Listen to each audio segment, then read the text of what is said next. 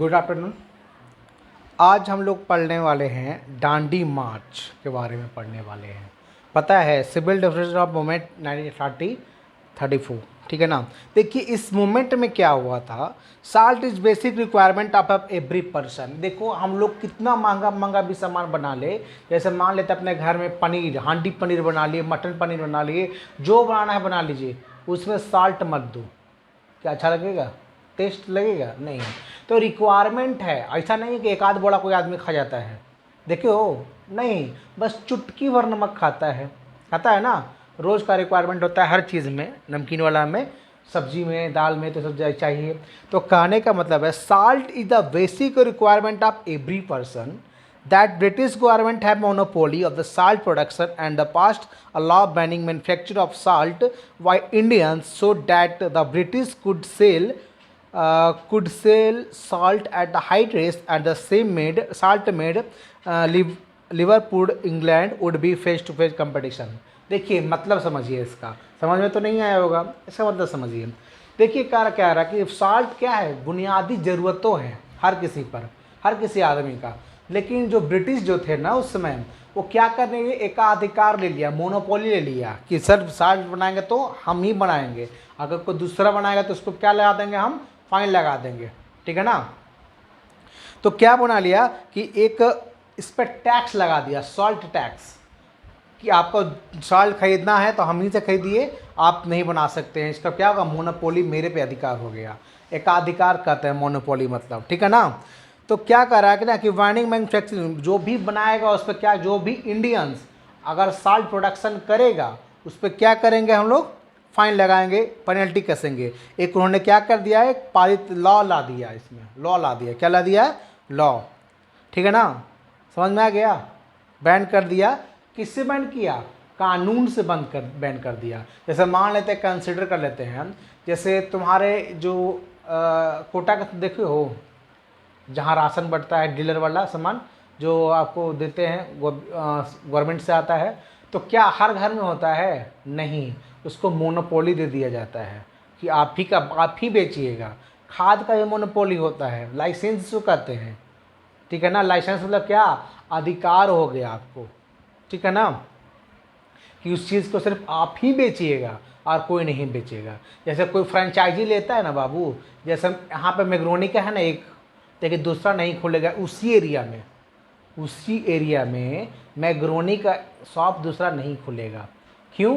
क्योंकि उस जो फ्रेंचाइजी जो लिया है ना, उसको लाइसेंस दिया है, मोनोपोली दिया है, जहाँ पे खोलिएगा सिर्फ आप ही का दुकान रहेगा।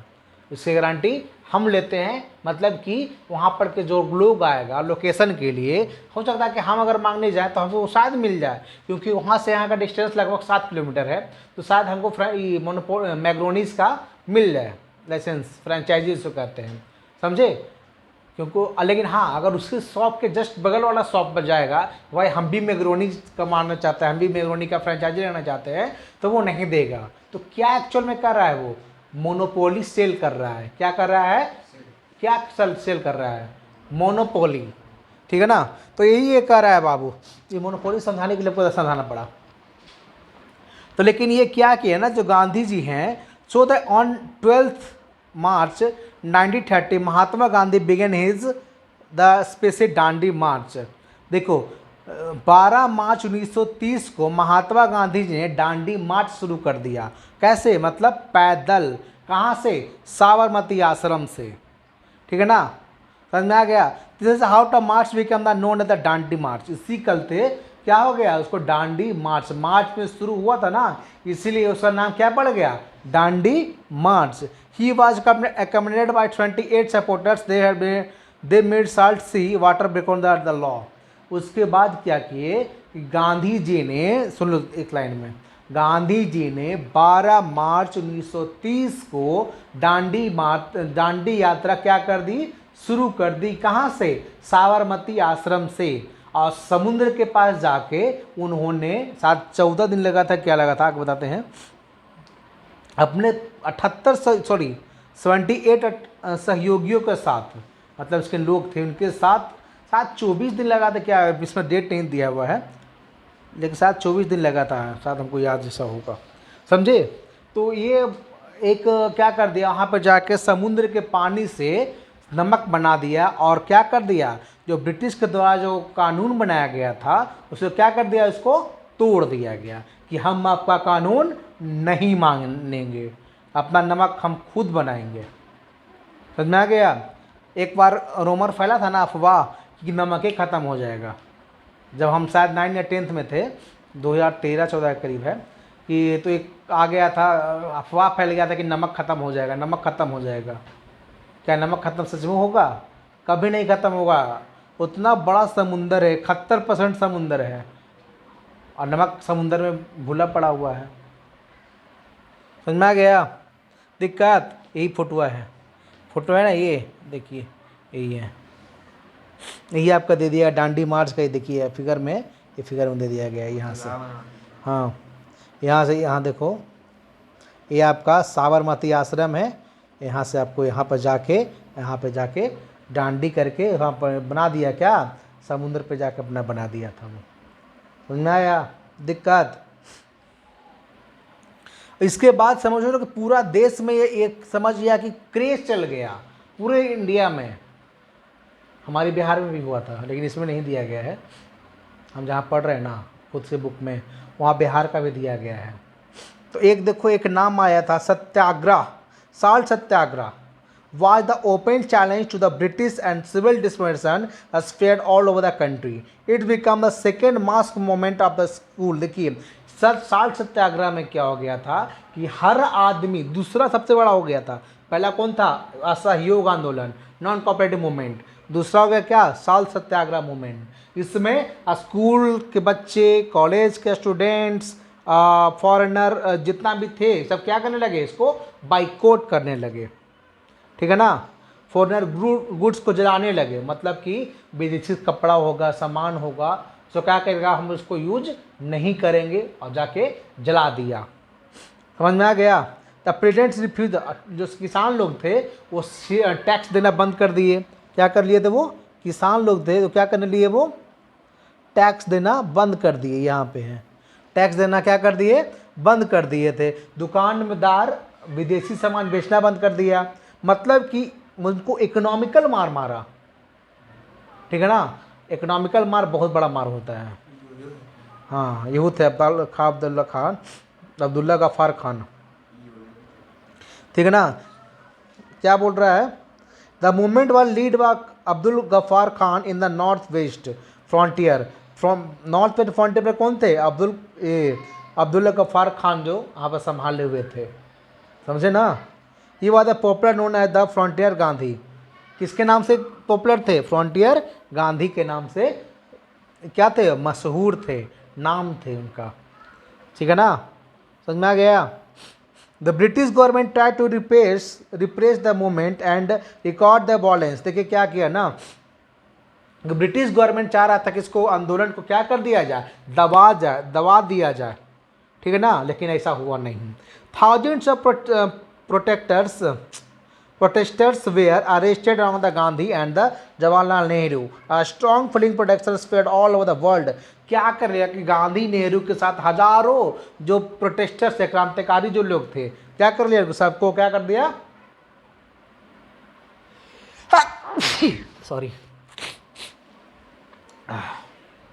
क्या कर दिया, अरेस्ट कर लिया गया। उसके बाद पूरा समझ लो ना कि पूरा देश में आग की तरह फैल गया, boycott the British goods, boycott the British good. समझ में आ गया दिक्कत। अब देखो आगे चलते हैं हम लोग। इन 1930 and 1931 the government called the round table conference. क्या हो गया, राउंड टेबल कॉन्फ्रेंस आ गया, उसमें गांधी जी गए थे। But that did not solve any problem. Gandhi ji को ले लिया जाएगा, गोल मर्द साध कहते हैं इसको, हिंदी में क्या कहते हैं, राउंड टेबल कॉन्फ्रेंस में जान लो। गांधी जी को ले जाया गया, लेकिन गांधी जी ने अपना सवाल रखा, अपनी मांग रखा, उनको क्या हुआ, उनको उनका जो सेटिस्फैक्शन हुआ वो नहीं मिल पाया था, कोई इनका सॉल्यूशन नहीं मिल पाया इसको, ठीक है ना। The British rule grant domestic status of Indian Gandhi ji resumed the civil domestic movement which was the later withdrawn 134। कुछ दिनों के बाद ये राउंड टेबल होता है ना, गोलमार्ग सम्मेलन कहते हैं इसको, वो क्या कर दिया, तो फिर से वापस ये 34 में शुरू कर दिए। समझ में आ गया दिक्कत?